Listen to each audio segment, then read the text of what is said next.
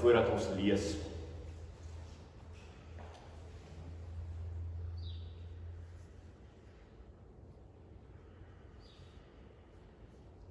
O Here, praat met ons deur die woord, asseblief. Here, neem weg enigiets wat skeiding kan bring tussen U en ons in hierdie oomblik.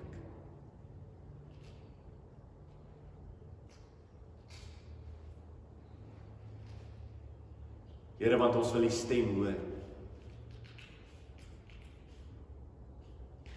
En Here, as slawe van U wil ons lewens inrig volgens die oproep van die Meester op ons lewens. Ons verstaan, Here, dat alleenlik in U is daar ware vreugde, is daar ware vrede. En daarom, Here, honger en dors ons na U geregtigheid.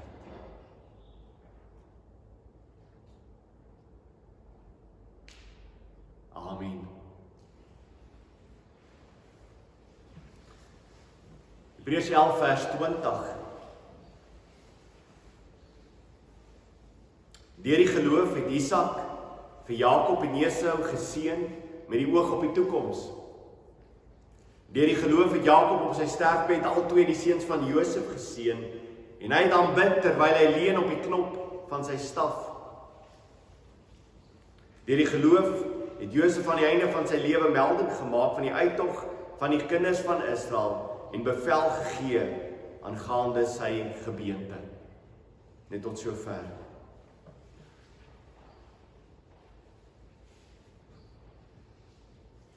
God het 'n belofte gemaak. Belofte aan Abraham. God herhaal sy belofte, hy herhaal dit aan Isak. 'n Belofte wat hy wil maak aan 'n familie en wat God sê, dit is wat ek gaan laat plaasvind. In Genesis 26 vers 4 sê God vir Isak, en ek sal jou nageslag vermeerder soos die sterre van die hemel, en aan jou nageslag al hierdie lande gee, en in jou nageslag sal al die nasies van die aarde geseën word. Wie is die primêre vervulling van hierdie gedeelte? Jesus Christus. Jesus Christus. En dan vers 5, omdat Abraham na die stem geluister en my ordeninge, my gebooie, my insettinge en my wette onderhou het. Daarom doen ek dit omdat Abraham aan my gehoorsaam was. Die wonderlike is, in hierdie gedeeltes gaan ons ontdek manne wat vertrou het dat as God iets gesê het, dat dit so gaan wees. Manne wat geweet het, as God beloof, as God iets sê, dan sal dit so plaasvind. Nou wil ek hê in die begin dat ons gedeelte saam lees. Jesaja 41. Jesaja 41.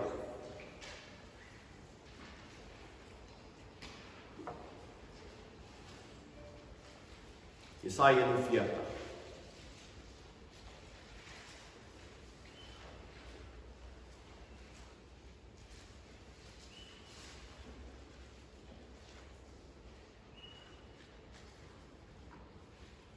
Hy is besig om te praat met mense wat die afgode wat hulle aanbid het, en God gaan 'n stryd voer met hulle afgode.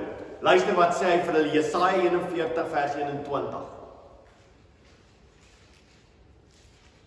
Bring julle regsaak voor, sê die Here. Bring julle bewyse, julle bewysgronde of julle bewyse, bring julle bewysgronde aan, sê die koning van Jakob. Laat hulle aanbring en ons te kenne gee wat gaan gebeur. So die eerste wat God vra is, laat die afgode vir ons vertel wat gaan gebeur. Laat die afgode vir ons vertel wat gaan in die toekoms plaasvind. Kan die afgode vir ons dit vertel? Is daar enige afgod wat vir ons kan vertel wat in die toekoms kan gebeur? Ok, selfs die vroutjies wat in die balletjies kyk. Ok, hulle vertel maar net wat jy op jou einde gaan leef. Want jy leef wat jy dink hulle het vir jou gesê om te leef. Ok, maar niemand kan vir ons vertel nie. Hy sê, vertel vir my wat gaan in die toekoms gebeur. En dan sê hy, gee te kenne die vorige dinge. Gee te kenne wat die vorige dinge was, wat het plaasgevind. Gee my te kenne wat het alles plaasgevind. En dan wat hy daarby sê is, hoe danig hulle was. So vertel vir my hoe dinge was in die begin. Vertel vir my, en dan luister verder wat hy sê, sodat ons daarop kan ag gee, en van die afloop daarvan kan kennis neem. So nie net sê God, ek weet wat in die verlede gebeur het nie. God sê, ek weet ook hoekom dit gebeur het, want ek het 'n plan daarvoor in die toekoms. Dis awesome. So luister mooi daarna. Hy sê, gee te ken in die vorige dinge, hoe danig hulle was, sodat ons daarop kan ag gee. So vertel vir ons die dinge hoe dit gebeur het. En van die afloop daarvan kan kennis neem. Wat is die uitvloeisel daarvan? Wat gaan plaasvind vorentoe? So God sê, ek het dit so bepaal, maar ek het ook bepaal dat dit so sal wees, want ek weet wat moet gebeur in die toekoms. So ek laat iets gebeur daar in die verlede, want ek weet wat die uitvloeisel daarvan sal wees in die toekoms. En so kan jy kyk na, dink aan elke ding in die lewe, van jou huwelik, tot jou kinders, tot jou werk, alles. As jy kind van die Here is, kan jy vir jouself sê, God laat dit plaasvind, want God weet wat moet gebeur in die toekoms. Nou vir ons wat glo in die uitverkiesing is dit amazing, want ons weet dat God wat dit bepaal het in die verlede, is die God wat weet presies wie moet gebore word, wat deel vorm van sy uitverkorenes. God wat sy beloftes maak aan Abraham, weet presies hoekom hy sy beloftes maak aan Abraham, hoekom alles plaasvind in Abraham en in Isak en in Jakob se lewe, want hy weet presies wat gaan gebeur in die toekoms. En hy gaan dit so laat plaasvind, want geen persoon kan God se hand wegslaan nie. Ongelooflik. En dan vers 23, gee te kenne wat later sal kom, sodat ons kan weet dat julle gode is.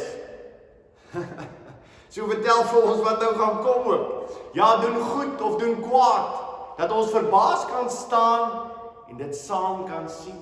Doen dit. Die vaders van die geloof was manne vroue wat ons in Sarah gesien het, wat geglo het, omdat God dit sê, daarom sal dit plaasvind. En nou stap ons in Hebreers in, met hierdie gedeelte, waar Jakob gaan seën, waar Isak eerste gaan seën vir Jakob en Esau, twee van sy seuns. Nou voor hulle gebore was, gebeur daar iets amazing. En onthou altyd, dat as jy besig is met die Hebreërs skrywer, het jy nodig om meer te weet as die average Joe. Alright? Jy kan nie die average Joe in Hebreërs wees en dink, oh wel, dis net hierdie paar verse en kom ons probeer om die verse te verstaan nie. Nee, van die Jode waarmee hy gepraat het, het die hele konteks verstaan. En is interessant genoeg, hy kom hierin gefokus en hy gaan praat oor twee dele waar elke keer te maak het met twee seuns wat geseën moet word. It's amazing. So die oomblik as jy dit sien, dan weet jy beter teruggaan in die geskiedenis toe, om agter te kom, hoekom is hierdie twee seuns geseën? Hoekom in hierdie geval een van die twee seuns en hoekom in hierdie geval een van die twee seuns meer gekry het? Ok, so, kom ons gaan terug. Nou, voor die geboorte van hierdie kinders, is binne hierdie ma se maag, Rebekka, is daar twee kindertjies wat met mekaar fight. Die meeste van ons beleef het eers na geboorte. Okay? Maar hier belewe Rebekka binnekant haar maag. Hoor hierso, hierdie twee is besig om te fight. En sy gaan na God toe om te vra, wat gebeur hier? Kom ons lees hierdie verhaal. Genesis 25 vers 22. En die kinders het teen mekaar gestoot binne in haar. Toe sê sy, as dit so aangaan, waarvoor leef ek dan? Okay? Waarvoor leef ek as hulle so met mekaar gaan fight? Daarop het sy gegaan om die Here te raadpleeg. En die Here het haar geantwoord, twee nasies in jou skoot en twee volke sal by mekaar gaan uit jou liggaam. En die een volk sal ek sterker wees as die ander volk en die oudste sal die jongste dien. So wat 'n boodskap kry Rebekka van die begin af oor hierdie twee kinders wat in die wêreld gaan kom?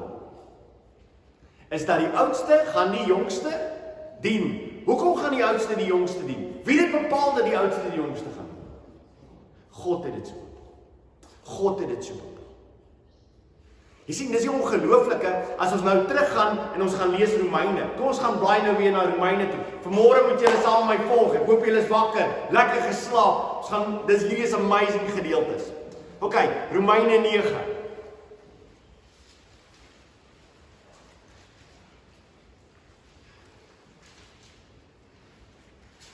Romeine 9 vers 10.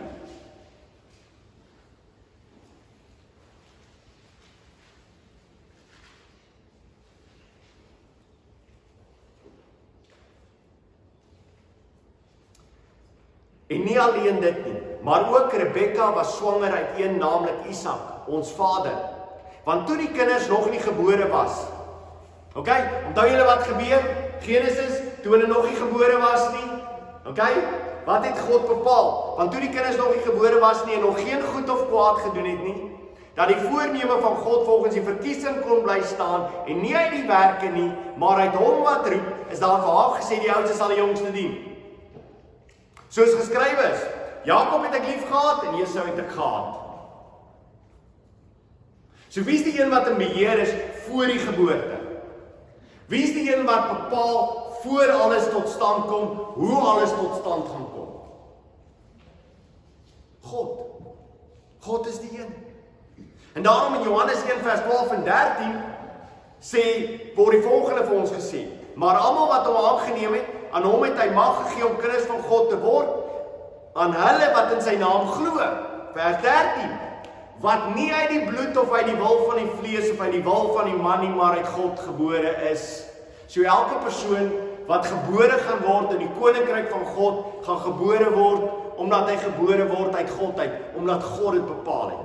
Want, kom sê dit weer net vir mekaar, elkeen van ons, as ons moet kies waarheen ons sou gaan, sonder God se inwerking in ons lewens, sou ons almal gekies het om hel toe te gaan.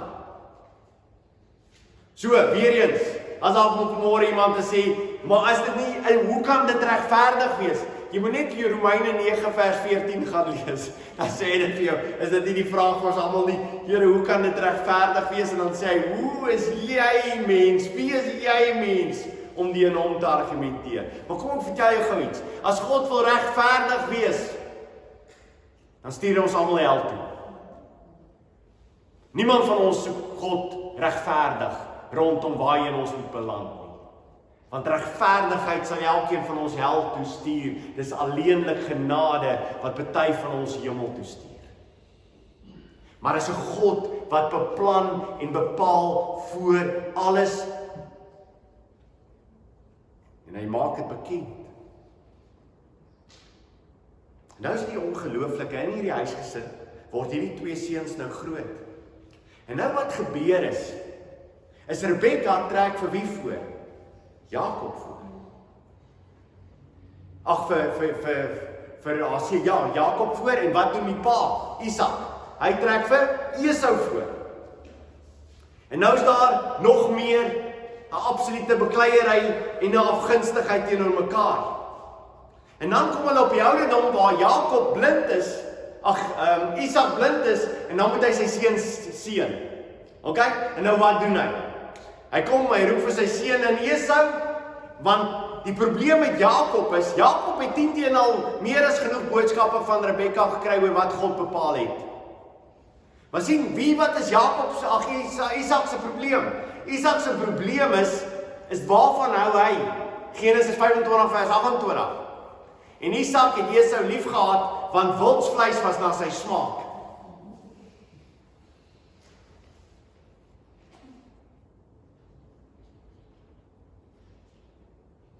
Hy kon nie na sy seun kyk Esau en uit agterkom in sy manier van lewe, dat die dinge wat God bepaal en die dinge wat belangrik is by God, is nie belangrik by Esau nie. En daarom sal Esau op die ou ende vir 'n lensie soppie sy eersgeboorte reg verkoop. Want die goddelike dinge is nie vir Esau belangrik nie, maar die tydelike is vir hom belangrik. Sy fisiese nood moet hier en nou vervul word. Die ewige perspektief, die ewigheid wat voorlê, die ewige beloftes is nie vir Esau belangrik nie. Jy sien, sonder God wat werk in jou lewe, is die ewige dinge nie vir jou belangrik nie. Al wat jy kan evalueer is op grond van die tydelike dinge. Jy evalueer alles op grond van tydelike dinge. Jy dink altyd in terme van tydelike dinge. Hier en nou, in geld, in jou werk en al die goed, is alles tydelike dinge waaraan jy dink. Dis alleenlik as God die werk in jou lewe doen, dat ewe skielik verander jou fokus op hier en nou, na die ewige toe. En as daar geseën moet word met Isak wat moet seën, wat doen Rebekka? As hy hoor wat Esau moet veld toe gaan en hy moet asseblief vir hom 'n vleisie maak. Dan sê Rebekka, nou moet ons 'n plan maak. Dis nie ongelooflik nie. Rebekka moet 'n plan maak. Jy sien, want sy kan nie vir God vertrou om wat te doen nie. Om dit wat hy gesê het hy gaan doen nie, te doen nie. Ons moet 'n plan maak. En dis alles deel van hierdie ongelooflike beeld van mense wat op die ou einde ook vir God vertrou het, want hulle het geglo dat God wat hy beloof het, sal waar word. Ongelukkig in Rebekka se lewe sê sy, ek moet vir God net 'n bietjie help. Kom ons help net vir die Here 'n bietjie hierby. Jy weet waarvan ek praat. Jy is die hele tyd besig om jou eie planne te maak, net om die Here se planne dan net so 'n bietjie aan te help. Jy kan nooit rustig wees. Jy kan nooit in afhanklikheid van hom lewe nie.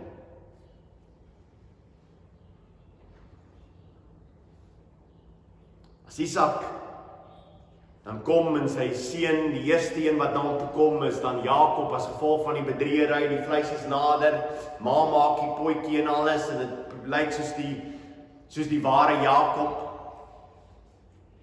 Weet julle waar dat vandaan kom? Ok, en dan die vel word op hom gesit, nee?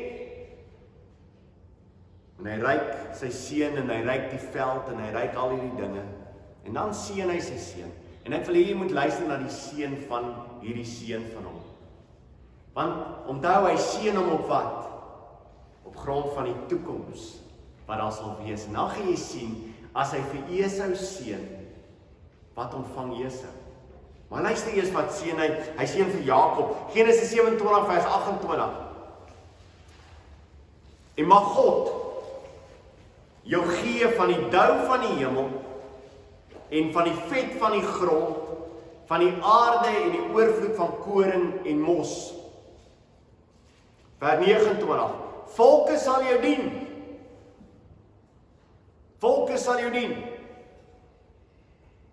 En nasies voor jou neerbuig. Natuurlik, ons sien dit ook in wie se lewe, die droom wat hy ontvang het. Josef, nee? Maar wie is die vervulling van dit?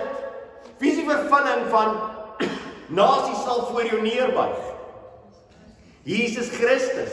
Dat as hy weer kom, sal elke tong bely. Mense sal op hulle knieë val en sal hom aanbid. Maar dit sal te laat wees, hulle sal vir hom neerval en sal sê, hy is die koning, hy is die koning. Volke sal jou dien en nasies voor jou neerbuig, wees 'n heerser oor jou broers, en die seuns van jou moeder moet hulle voor jou neerbuig, almal sal buig voor hom. Vervloek is hulle wat jou vloek. Ek het al hierdie teksgedeelte uit konteks uit gehoor, wat skrik vir niks nie. Vervloek is hulle wat jou vloek, en geseënd is hulle wat jou seën. Na Christus, in Christus. As jy vir Christus lewe, sal jy geseënd wees. Maar as jy niks met hom wil uithaal, waai nie, sal jy 'n lewe van vervloeking weg van hom af. En net so rukkie later kom Esau daar. So jy kan sien, Jakob se seëning het alles te maak met toekoms. Nie net van die volk se nuwe land waar hulle gaan nie, maar eintlik verder in die toekoms in, na die een wat sal kom, Jesus Christus, wat al hierdie dinge ten volle sal kom vervul. En onthou, Israel as volk het nooit hierdie dinge ten volle vervul nie. Dit was altyd 'n heenwysing na Christus wat sou kom. Nou kom Esau in die kamer. Esau hoor hy's bedrieg deur sy broer. Hy is nie baie gelukkig daaroor nie. Hy vra sy pappa, het jy my nie net ergens 'n seun vir my nie? Seën my dan net met enigiets. En sy pa seën hom. Genesis 27 vers 39. Toe antwoord sy vader Isak en sê vir hom, kyk, ver van die vet grond van die aarde sal jou woonplek wees en ver van die dou van die hemel daarbo. En van jou swaard sal jy lewe. En jou broer sal jy dien. Maar as jy jou kragte inspaal, sal jy die juk van jou nek afruk. Natuurlik Esau kon in sy lewe kon hy dit regkry. Maar die perspektief van die ewigheid is nie nêrens in hierdie belofte in sy lewe. Hoekom word Isak 'n man van geloof genoem? In Hebreers, omdat die man van geloof sê, omdat God beloof het, daarom beloof ek vir my kind, dit is wat God ons beloof, God sal dit voorsien. Maar nou baie mooi en belangrik is dat Isak het nie besef wie die seun sou wees nie. Isak het gedink hy sou tot die seun kom bepaal, vir wie dit sou wees. Met 'n God wat sê, nee, ek bepaal die belofte en ek bepaal die een vir wie die belofte sal wees.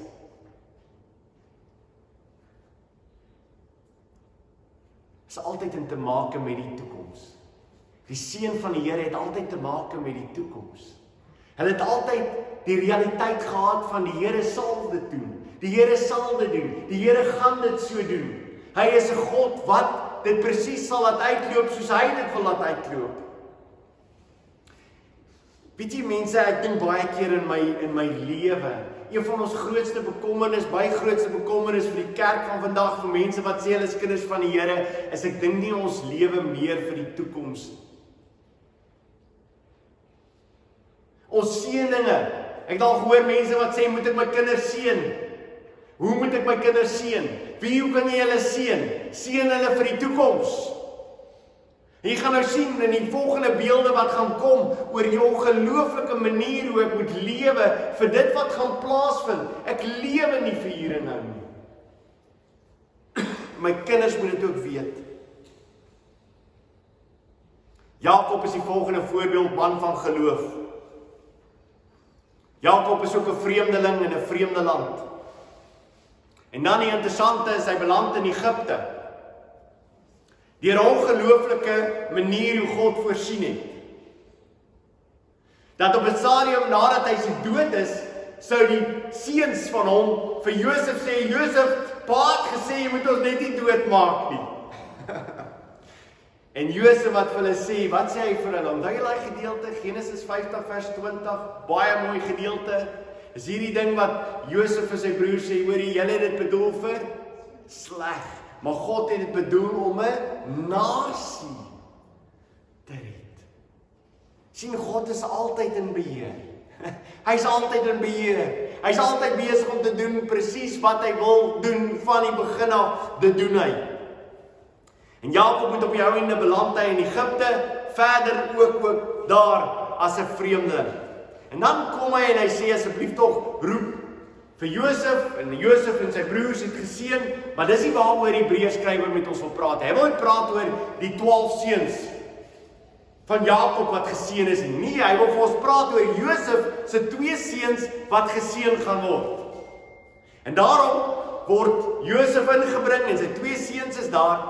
En dan die ongelooflik is hoe hulle dan seën. En jy kry dit in Genesis 48 vers 20, kry jy daai hele seëning van Efraim en Manasse. Nou luister baie mooi, want hier is waar die verhaal, vir jou wat die verhaal nou ken, vir jou wat die geskiedenis nou ken, so mooi raak. Wat het ons geleer by Isak? Isak het in die toekoms ingeseën, maar Isak het nie geweet wat 'n seën dit sou wees wat God bepaal het nie. Ja, Rebekka moes hom vertel het. Ja, Rebekka moes hom gesê dit is wat God sê, maar hy het nie gedoen dit nie. Okay? Maar hy het nog steeds geglo in die toekomsverwagting, al het hy die verkeerde seën wou hy seën. En alhoewel hy die verkeerde seën, het God bepaal dat hy nie die verkeerde seën sou seën nie. Want God is in beheer daarvan. Okay? Nou kom ons by die tweede gedeelte en hier is Jakob en hy gaan die 2 seuns van Josef seën. Want Josef sou nie een van die aardsvaders wees nie, maar sy 2 seuns sou wees. En dis bepaal deur God, Efraim en Manasse.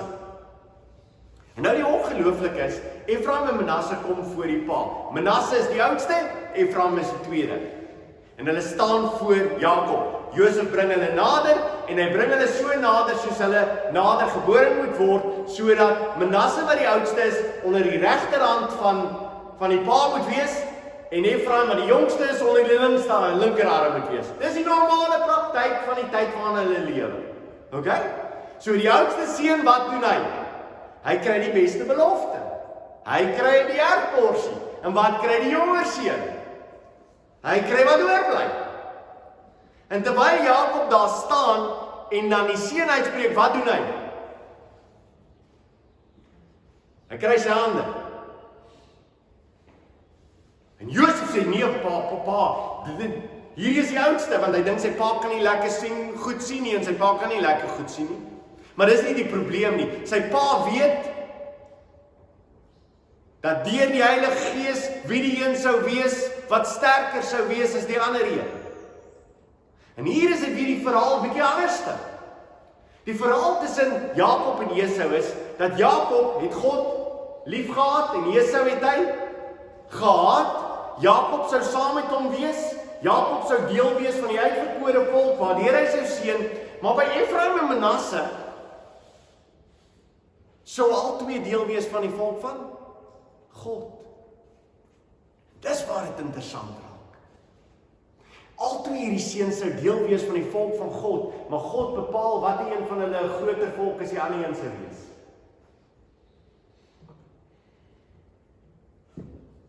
En jy vra vir my, Johan, wat is die toepassing op my lewe? Alles! Alles! As jy 'n kind van die Here is, dan weet jy wat? Jy is deur God bestem tot die ewige tuiste, en jy lewe vir die Here vir getuiste. Dis wat Isak gedoen het, hy het geweet, hier kom 'n tuiste, wat nie hier op aarde is nie, en daarom is die seën vir dit. Die seën is, hoor hierso, dit gaan nie hier op aarde wees nie, dis 'n ewige seën in Christus Jesus. Maar dan kom jy by die twee seuns, Efraim en Manasse, en al twee gaan deel wees van God se volk, maar God gaan bepaal wie die grootste volk is en wie die kleiner enetjie is van die twee stamme.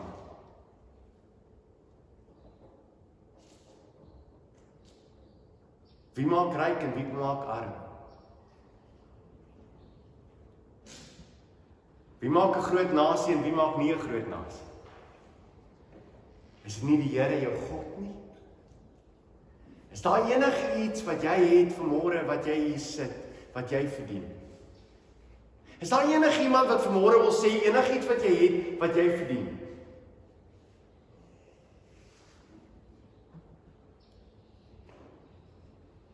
Kan jy verstaan hoekom hulle geleef het soos hulle geleef het?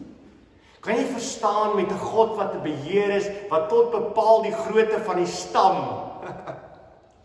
En wie weet so baie amazing die van Efraim nogal, en as jy deur die Ou Testament gaan werk, gaan jy dit agterkom, is dat God baie keer toelaat, dat as die volk nou begin praat van die twee stamme wat verdeel het van mekaar, die twee groepe, nee, die een word genoem Juda, en die ander een word genoem Efraim. Efraim.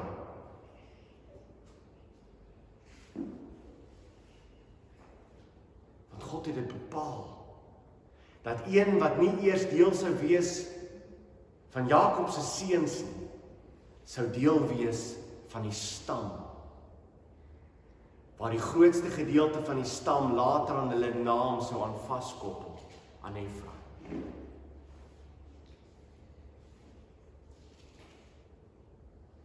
Maar as iets verder wat gebeur. Die Hebreers skrywer wil vir ons vertel dat hier aan die staf waarop Jakob geleun het. En die interessante is, daar's twee verskillende vertalings, jy kan maar daarna gaan kyk ook. Daar is in die Ou Testament as hulle gepraat het van die staf, die woord daar vir staf het te maak met bed. So jy gaan lees in Genesis en jy gaan kyk in Genesis en jy gaan sê, Jakob het gelê op sy bed, sy komponent. En hier in Hebreërs sê hy nie, hy het gelê op sy staf. Wat gaan hier aan? Nou die interessante daarby, en dit is net interessant, ek wil dit net gou vir julle noem. Die Masoretiese teks het vokale onderin geskryf, onder die Hebreëse letters. Want daar was net Hebreëse letters gewees. Die begin was die Hebreëse teks wat geskryf is van die Ou Testament, was net letters gewees sonder enige konsonante gewees. OK. Masoretiese teks 8de eeu na Christus sit hulle die konsonante by. Nou die interessante is van die staf en die bed, albei spel jy MTH. So dit hang af van die vokale. En die Masoretiese teks 8 eeue later na Christus het gedink, daar word van die bed gepraat, terwyl die Septuagint wat 3 eeue voor Christus is, het al reeds geskrywe, dit is die staf, en daarom as Hebreërs skrywer skrywe oor daai gebeelte, skrywe hy dis die staf. OK, so dit is as jy gedink jy daar, die Bybel weerspreek homself. Hy doen nie. Dit te maak met die staf, nie met die bed nie. Dit was ongelukkig 'n latere invoegsel gewees van die Masoretiese teks, wat dit verander het. So, Jakob is besig om op sy staf te leun, en hy is besig om te seën. En wie wat sê hy vir sy seun? Vir Josef, Josef, asseblief, as ek sterwe, wil nie hier begrawe word nie. Gaan begrawe my daar waar my pa begrawe is. Ek hoort nie hier. En die hele volk gaan nie baie lank hier bly nie. Dis wat hy eintlik sê. Almal van hulle het geweet dat daar 'n bepaalde tyd sou gewees het. 400 jaar. Waarin hierdie mense sou bly, hulle sou later aan slawe word en dan sou hulle vrygaan, maar dit was nie hulle tuiste nie. So wat sê Jakob? Jakob sê hoor hierso, sommer dat julle voor die tyd, skuif my sommer net asseblief. OK? Moenie wag vir daai dag wanneer julle skuif nie, skuif my sommer nou. Want ek gaan nie hier bly nie. OK? Dis nie my tuiste nie, dis nie waar ek hoort nie. Kan jy dink watter generasie kweek ons as ons dit vir ons kinders begine leer? Ons hoort nie hier nie. En jy herhaal dit vir hulle, ons hoort nie hier nie. En elke keer as hulle wil vashou aan iets, dan sê jy vir hulle, ons hoort nie hier nie. En as jy iets verloor, dan sê jy vir hulle, ons hoort nie hier nie.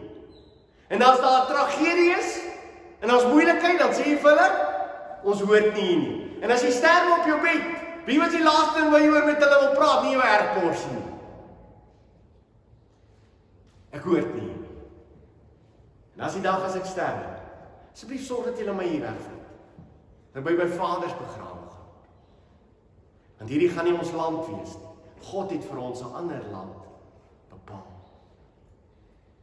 En dan die wonderlike is dat Josef 'n seun wat onder sy pa groot word, wat sien die beloftes van sy pa, Josef gaan ook anders te dink oor die realiteit waarin hy leef. Jy sien, Josef was die tweede man in bevel van Egipte gewees. Wat 'n ongelooflike posisie. Tweede bevel van die hele Egipte, onder die farao, is hy aangestel. En hy word groot, verder word hy ouer en ouer hier in Egipte land. Maar dan is hy, voor sy dood, roep hy sy kinders in, en hy sê vir hulle, hoor hierso, as ek te sterwe kom, moet my nie begrawe nie. Ek meen, hierdie ou was 'n belangrike ou in Egipte. Sou jy nie graag vir hom so 'n bietjie van 'n monument wil oprig in Egipte nie? Monument is nou die inding vandag. Weet jy of julle weet nie? Monument. Sou jy nie 'n monument vir hom wil oprig en sê, hier's 'n monument vir Josef? Josef sê, hoor hierso, moet my asseblief tog net hier begrawe. En hy sê, julle vat my bene. Lyk my, hy het geweet wat met jou gebeur. Hy sê, julle vat my bene, en dan as julle uittrek, dan vat julle saam met my, julle bene.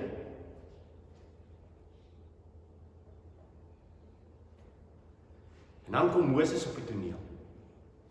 Wie wat doen Moses toe hulle uittrek? Eksodus 13 vers 19. En Moses het die gebeente van Josef met hom saamgeneem, want hy het die kinders van Israel plegtig laat sweer en gesê, God sal eindelik op julle ag gee, bring dan my gebeente saam met julle hiervandaan op. So wat het Josef geweet? Ons gaan nie uitkom. Hoe het hy geweet ons gaan nie uitkom? Want God het beloof. En daarom het kinders groot geword en hulle het met mekaar gepraat oor wat? Daar sal 'n dag aanbreek wat ons hier sal uitkom. Daar gaan 'n dag wees wanneer ons hier gaan uitbring. Hier is ons voorvader Josef, sy bene is daar gereed, ons gaan nie uitgaan. Waar het jy hulle gestoor die bene? Hulle het dit begrawe, stokke opgesit, tydelik hier, Josef, om hom weg te vat.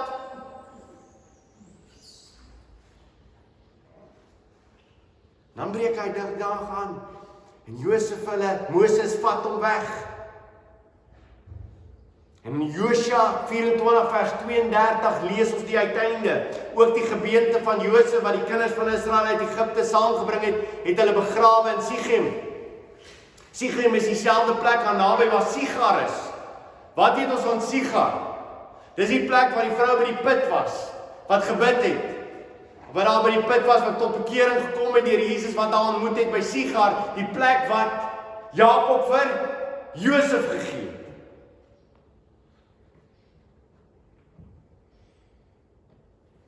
En hierso is die uiteinde van hierdie plek.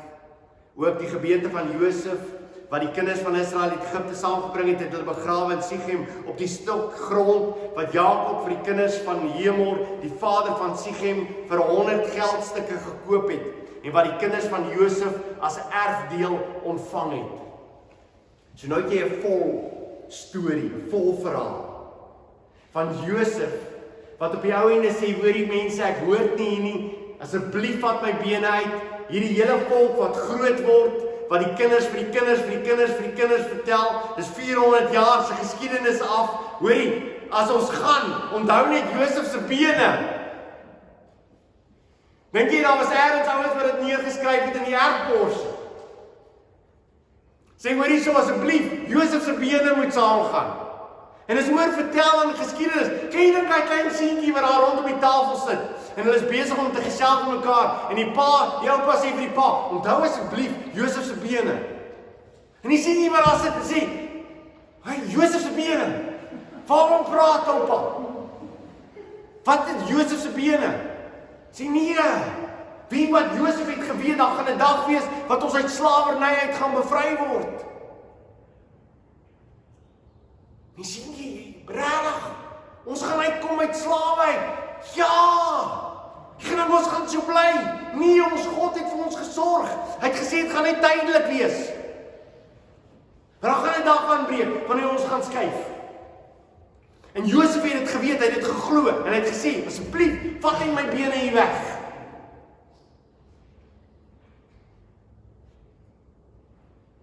Sê ek een van daai seentjies wat by daai tafel sê, pa, ek sal sorg daarvoor. Wat 'n ongelooflike verhaal laat jy oor aan jou kinders en jou kinders se kinders en jou kinders se kinders. As daar 'n pa en 'n ma is wat sê, wie wat, die realiteit van die ewige is vir my 'n groter realiteit as dit wat die tydelike vir my kan inhou.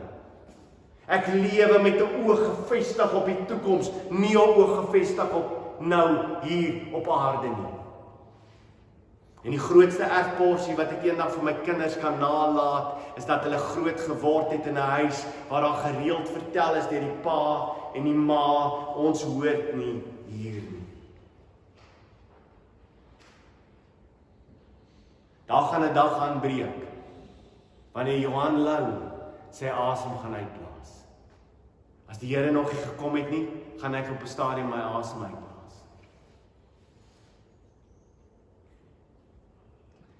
En ek hoop een van julle gaan 'n grafsteentjie vir my wil gee nie. Want ek soek dit nie. Okay, so julle kan daai geld gebruik vir julle nou. Ek gaan op daai stadium meer tuis wees in die huis van my Vader as ooit tevore terwyl ek 'n vreemdeling op hierdie aarde was. Ek is 'n vreemdeling en ek is 'n bywoner. My tuiste is vasgemaak in Jesus Christus, die belofte wat vasgemaak is van die begin van die grondlegging van die aarde. In Jesus Christus. In Jesus Christus alleen. Word ons deel van 'n volk van God. Wat hy voorbetaal het aan die kruis. Wat bestaan uit elke taal en volk en nasie. En die gemeente van die Here sê, Amen. Amen. Kom ons buig ons hoofde.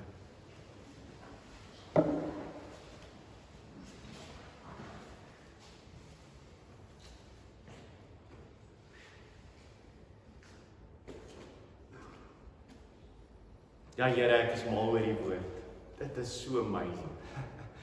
So amazing om 3 verse mee besig te wees, en hoe meer jy daarmee besig is, hoe meer besef ons, Here, ons gaan mekaar daar besig hou net met hierdie 3 verse. Want daar is soveel lyne wat ons nog nie eens aan geraak het.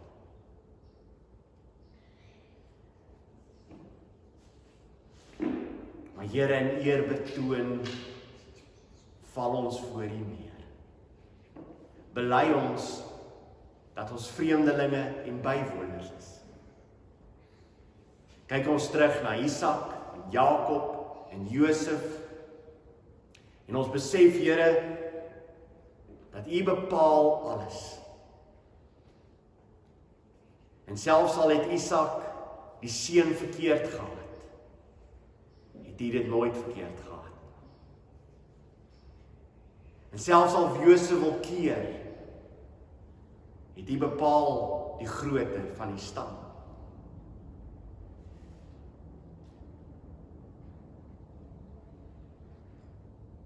O Here, mag elkeen van ons wat hier sit vanmôre die verlange hê om by U te wees. Mag die verhaal wat ons kinders, en agterkleinkinders of vriende, of mense wat ons ken, mag dit 'n verhaal wees wat oor sal vertel word van generasie tot generasie. 'n Verhaal van Josef. Onthou, ek gaan saam.